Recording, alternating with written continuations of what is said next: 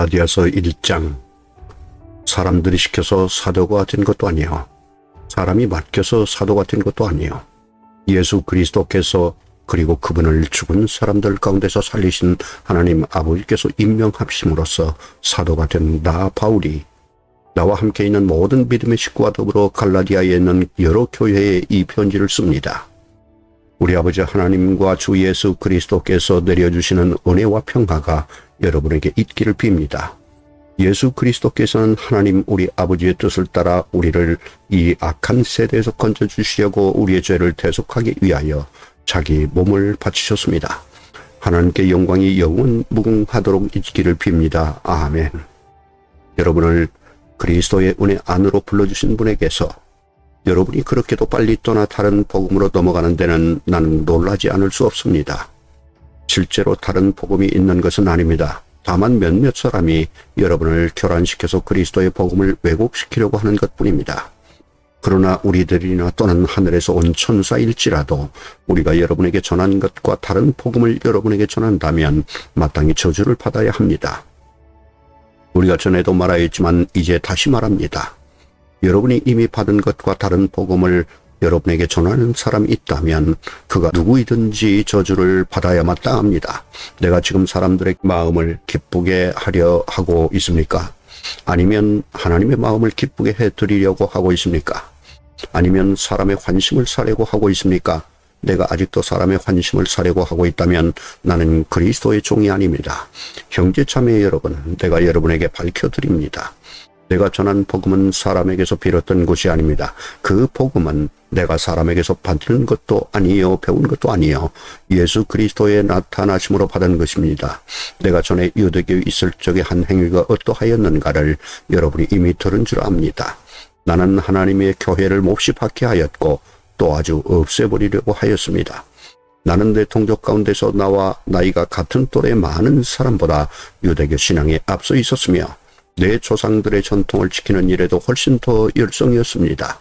그러나 나를 모태로부터 따로 세우시고 은혜로 불러주신 하나님께서 그 아들을 이방 사람에게 전하게 하시려고 그를 나에게 기꺼이 나타내 보이셨습니다. 그때 나는 사람들과 의논하지 않았고 또 나보다 먼저 사도가 된 사람들을 만나려고 예루살렘으로 올라가지도 않았습니다. 나는 곧바로 아라비아로 갔다가 다마스쿠스로 되돌아갔습니다. 3년 뒤에 나는 게바를 만나려고 예루살렘으로 올라갔습니다. 나는 그와 함께 보름 동안을 지냈습니다. 그러나 나는 주님의 동생 야고보밖에는 사도들 가운데 아무도 만나지 않았습니다. 내가 여러분에게 쓰는 이 말은 하나님 앞에 맹세코 거짓말이 아닙니다. 그 뒤에 나는 시리아와 길리기아 지방으로 갔습니다. 그래서 나는 유다 지방에 있는 그리스도의 교회들에게는 얼굴이 알려져 있지 않습니다. 그들은 다만 전에 우리를 박해하던 그 사람이 지금은 그가 전에 없애버리려고 하던 그 믿음을 전한다 하는 소문을 들을 따름이었습니다. 그래서 그들은 나를 두고 하나님께 줄곧 영광을 돌렸습니다.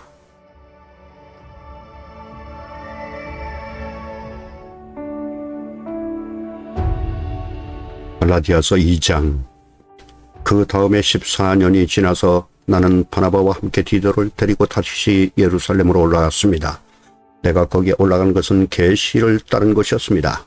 나는 이방 사람들에게 전하는 복음을 그들에게 설명하고 유명한 사람들에게는 따로 설명하였습니다. 그것은 내가 달리고 있는 일이나 지금까지 달린 일이 헛되지 않게 하려고 하는 것입니다. 나와 함께 있는 디도는 그리스 사람이지만 할례를 강요받지 않았습니다. 몰래 들어온 거짓 신도들 때문에 할례를 강요받는 일이 있었던 것입니다.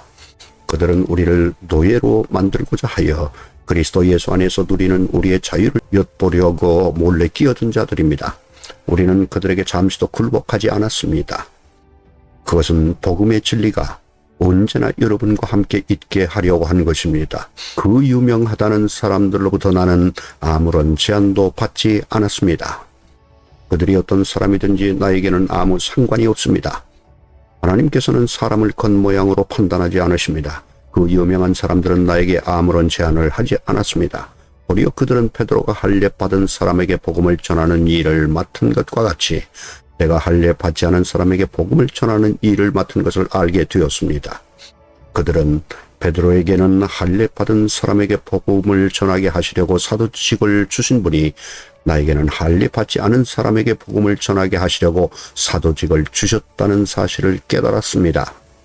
그래서 기둥으로 인정받는 야고보와 게바와 요한은 하나님이 나에게 주신 은혜대로 인정하고 나와 바나바에게 오른손을 내밀어서 친교의 악수를 하였습니다.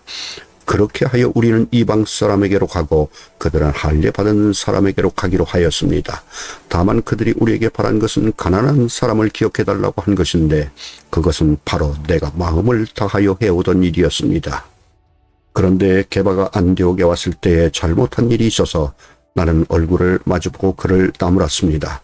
그것은 게바가 야고보에게서 몇몇 사람이 오기 전에는 이방 사람들과 함께 음식을 먹다가 그들이 운이 할례 받은 사람들을 두려워하여 그 자리를 떠나 물러난 일입니다. 나머지 유대 사람들도 그와 함께 위선을 하였고 마침내는 바나바까지도 그들의 위선에 끌려갔습니다.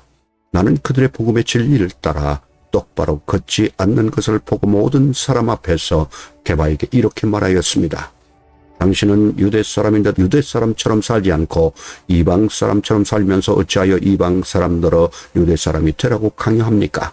우리는 본디 유대 사람이요 이방인 출신의 죄인이 아닙니다. 그러나 사람이 율법을 행하는 행위로 의롭게 되는 것이 아니라 예수 그리스도를 믿는 믿음으로 의롭게 되는 것임을 알고 우리도 그리스도 예수를 믿은 것입니다. 그것은 우리가 율법을 행하는 행위로가 아니라 그리스도를 믿는 믿음으로 의롭다고 하심을 받고자 했던 것입니다. 율법을 행하는 행위로는 아무도 의롭게 될 수 없기 때문입니다. 우리가 그리스도 안에서 의롭다고 하심을 받으려고 하다가 우리가 죄인으로 드러난다면 그리스도는 우리로 하여금 죄를 짓게 하시는 분이라는 말입니까? 그럴 수 없습니다. 내가 헐어버린 것을 다시 세우면 나는 나 스스로 범법자로 만드는 것입니다. 나는 율법과의 관계에서는 율법으로 말미암아 죽어버렸습니다. 그것은 내가 하나님과의 관계 안에서 살려고 하는 것입니다. 나는 그리스도와 함께 십자가에 못 박혔습니다. 이제 살고 있는 것은 내가 아닙니다. 그리스도께서 내 안에서 살고 계십니다. 내가 지금 육신 안에서 살고 있는 삶은 나를 사랑하셔서 나를 위하여 자기 몸을 내어주신 하나님의 아들을 믿는 믿음 안에서 살아가는 것입니다. 나는 하나님의 은혜를 헛되게 하지 않습니다. 의롭다고 하여 주시는 것이 율법으로 된 것이라면 그리스도께서는 헛되이 죽으신 것이 됩니다.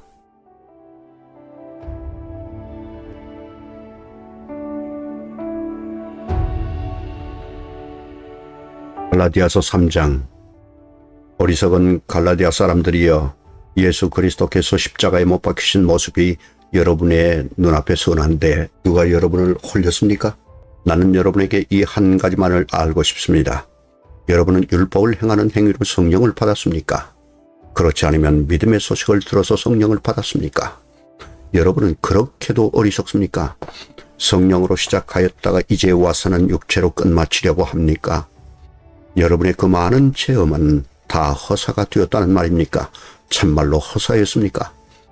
하나님께서 여러분에게 성령을 주시고 여러분 가운데서 기적을 행하시는 것은 여러분이 율법을 행하기 때문입니까? 아니면 믿음의 소식을 듣기 때문입니까? 그렇지 않으면 여러분이 복음을 듣고 믿어서 그렇게 하신 것입니까? 그것은 아브라함이 하나님을 믿으니 하나님께서 그것을 의로운 일로 여겨주셨다는 것과 같습니다. 그러므로 믿음에서 난 사람들이야말로 아브라함의 자손임을 여러분은 아십시오. 또 하나님께서 이방 사람을 믿음에 근거하여 의롭다고 여겨주신다는 것을 성경은 미리 알고서 아브라함에게 모든 민족이 너로 말미암아 복을 받을 것이라는 기쁜 소식을 미리 전하였습니다. 그러므로 믿음에서 난 사람들은 믿음을 가진 아브라함과 함께 복을 받습니다. 율법의 행위에 근거하여 살려고 하는 사람은 누구나 다 저주 아래에 있습니다. 기록된 바 율법책에 기록된 모든 것을 계속하여 행하지 않는 사람은 다 저주 아래에 있다 하였습니다. 하나님 앞에서는 율법으로는 아무도 의롭게 되지 못한다는 것이 명백합니다. 의인은 믿음으로 살 것이다 하였기 때문입니다. 그러나 율법은 믿음에서 생긴 것이 아닙니다. 오히려 율법의 일을 행하는 사람은 그 일로 살 것이다 하였습니다.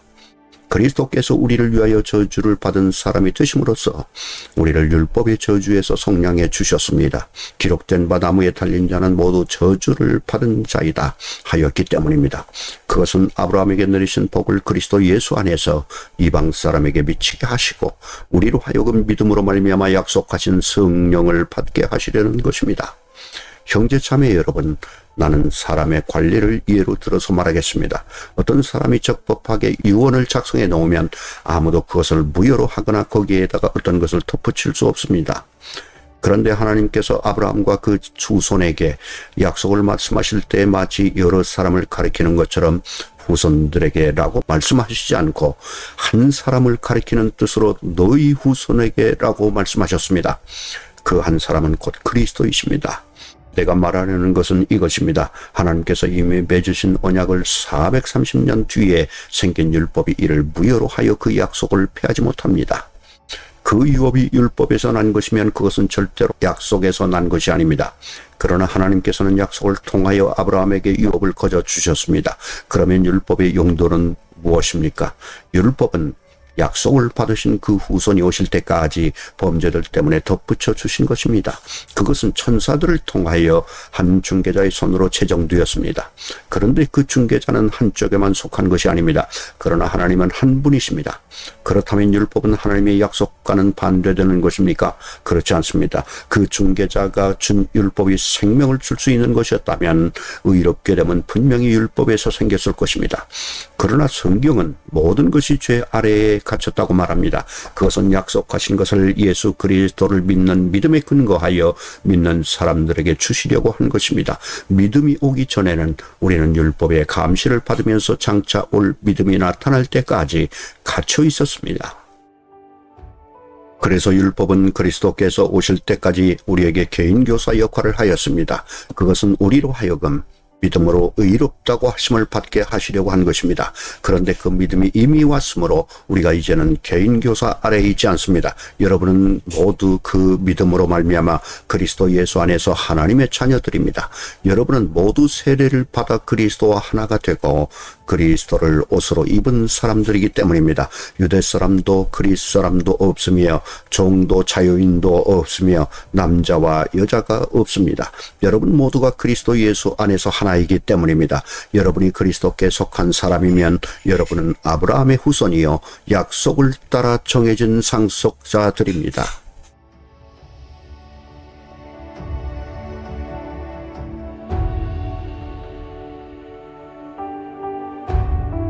갈라디아서 4장. 제가 또 말합니다. 유업을 이을 사람은 모든 것의 주인이지만 어릴 때에는 종과 다름이 없고 아버지가 정해놓은 그때까지는 보호자와 관리인의 지배 아래에 있습니다. 이와 같이 우리도 어릴 때에는 세상의 유치한 교훈 아래에서 종노릇을 하였습니다.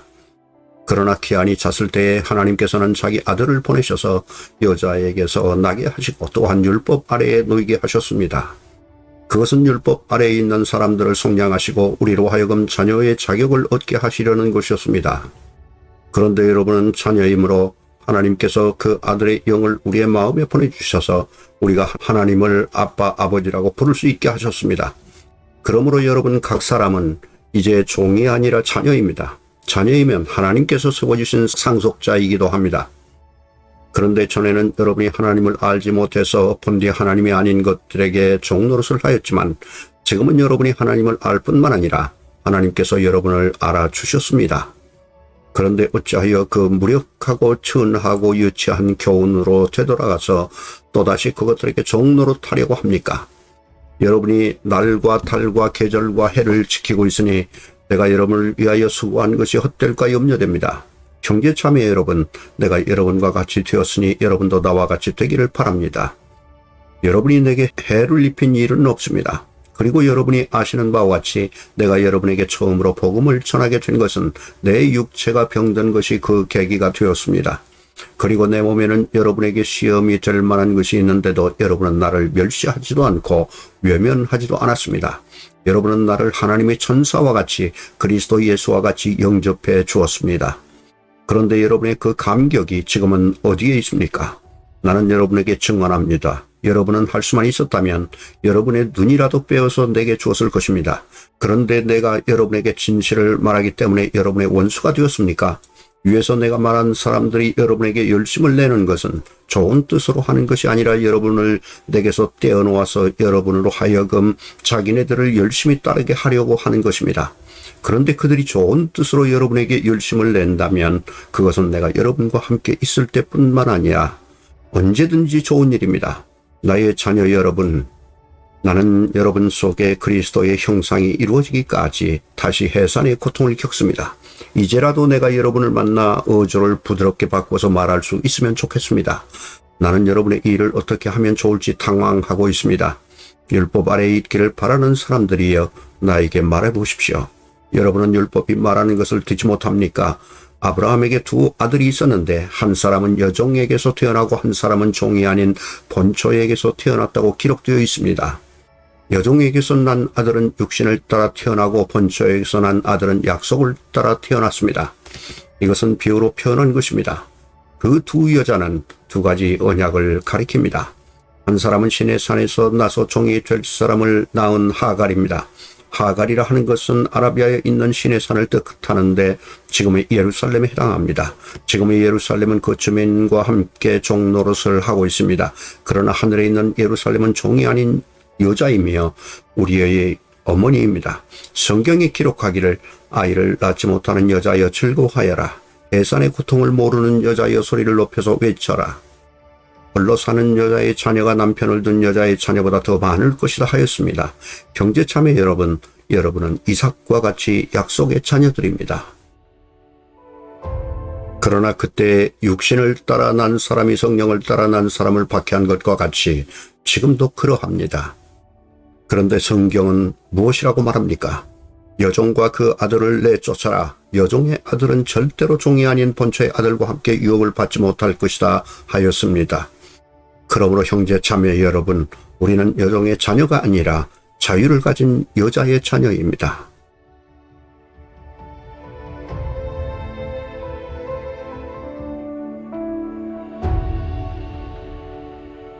갈라디아서 5장. 그리스도께서 우리를 해방시켜 주셔서 자유를 누리게 하셨습니다. 그러므로 굳게 서서 다시는 종살이의 멍에를 매지 마십시오. 나 바울이 여러분에게 말합니다. 여러분이 할례를 받으면 그리스도는 여러분에게 아무런 유익이 없습니다. 내가 할례를 받는 모든 사람에게 다시 증언합니다. 그런 사람은 율법 전체를 이행하여야 할 의무를 지닙니다.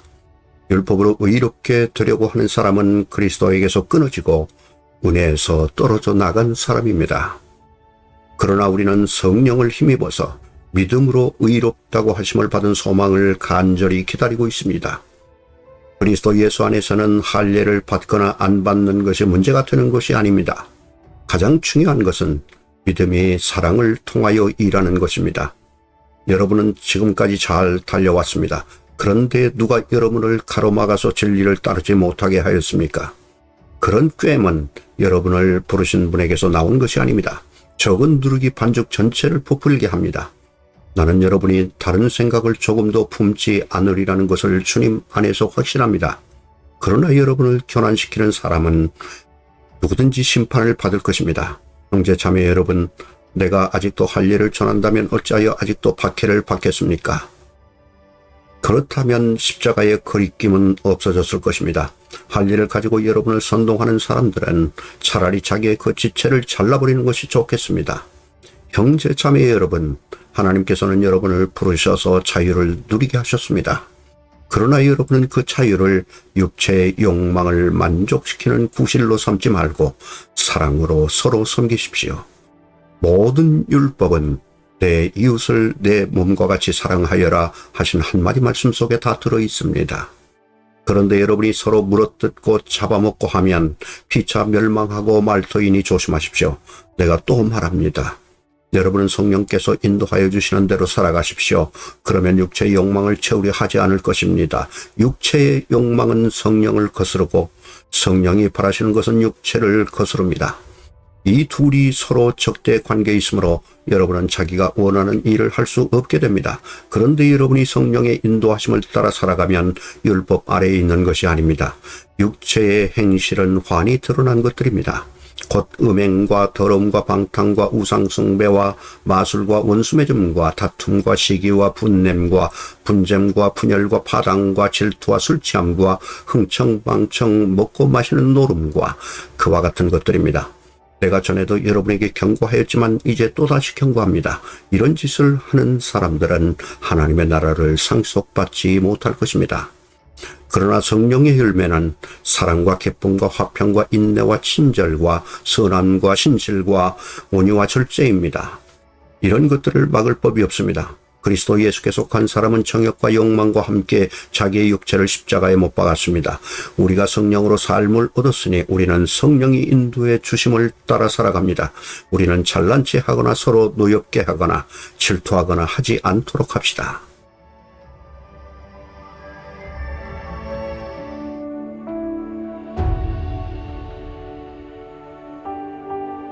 갈라디아서 6장. 형제 자매 여러분, 어떤 사람이 어떤 죄에 빠진 일이 드러나면 성령의 인도하심을 따라 사는 사람인 여러분은 온유한 마음으로 그런 사람을 바로 잡아주고 자기 스스로를 살펴서 유혹에 빠지지 않도록 조심하십시오. 여러분은 서로 남의 짐을 져주십시오. 그렇게 하면 여러분이 그리스도의 법을 성취하실 것입니다. 어떤 사람이 아무것도 아니면서 무엇이 된 것처럼 생각하면 그는 자기를 속이는 것입니다. 각 사람은 자기 일을 살펴보십시오. 그러면 자기에게는 자랑거리가 있더라도 남에게까지 자랑할 것은 없을 것입니다.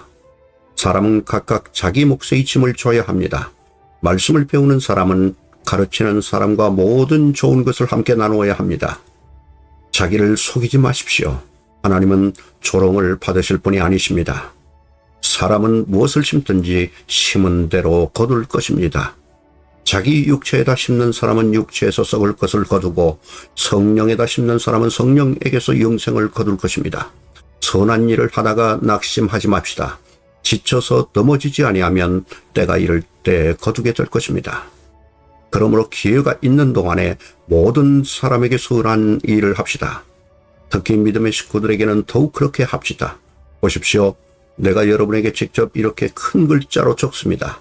육체의 겉모양을 꾸미기를 좋아하는 사람은 여러분에게 할례를 받으라고 강요합니다. 그것은 그들이 그리스도의 십자가 때문에 받은 박해를 면하고자 하는 것입니다. 할례를 받는 사람들 스스로도 율법을 지키지 않으면서 여러분에게 할례를 받게 하려는 것은 여러분의 육체를 이용하여 자랑하려는 것입니다.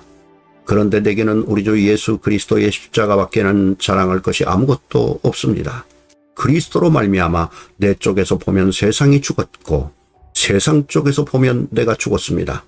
할례를 받거나 안 받는 것이 중요한 것이 아니라 새롭게 창조되는 것이 중요합니다. 이 표준을 따라 사는 사람들에게와 하나님의 백성 이스라엘에게 평화와 자비가 있기를 빕니다. 이제부터는 아무도 나를 괴롭히지 마십시오. 나는 내 몸에 예수의 상처 자국을 지고 다닙니다. 형제 자매 여러분, 우리 주 예수 그리스도의 은혜가 여러분의 심령에 있기를 빕니다. 아멘.